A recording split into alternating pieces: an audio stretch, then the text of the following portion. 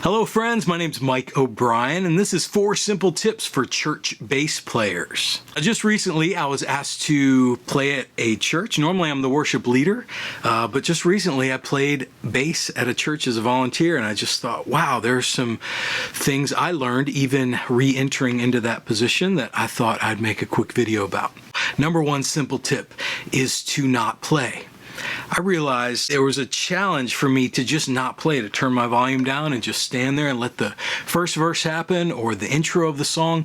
One song we played, it took 2 minutes for it to make sense for me to come in. Now, I could have come in much earlier and just been noodling around or really playing as much as I want. I don't think anybody would have complained, but the reality is that it just didn't need it. And here's the thing, when I did come in, it was awesome. It felt big, it felt bold. So just remember, there are anywhere from 50 to 60 to 100 inches of speaker dedicated just for your instrument under the stage. There are these subwoofers that pretty much take care of the kick drum and the bass guitar, and it's just really powerful when you wait to come in.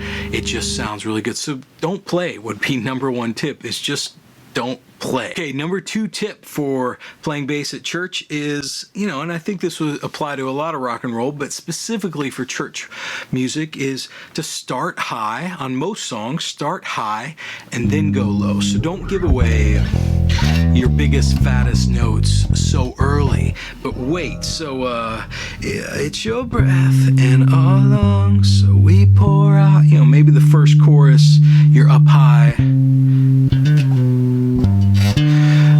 and then the second chorus or the second,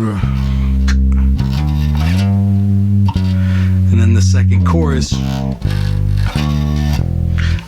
second chorus, you're giving all those fat notes away. But starting off higher, a lot of times, not with every song necessarily, but a lot of times with ballads, just starting high, playing all the chords high, and then waiting, finding the right place to really give away those fat notes. So start high, then go low. Number 3 tip is to use space. I want to encourage you to borrow from some other streams, gospel, R&B, jazz, and use space and pocket as you play. So,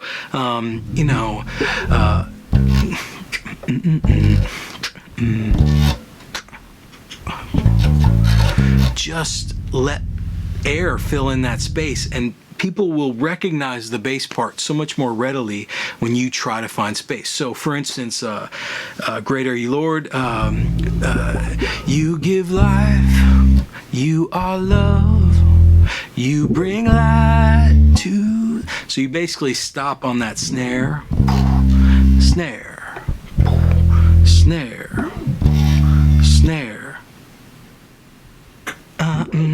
It takes an incredible amount of patience to play like that, but to find place for space, stuff like that with the kick drum instead of. It feels so good to play all the time, but I would encourage you to find some space in every song somewhere in there. Sometimes it's just, instead of, but just.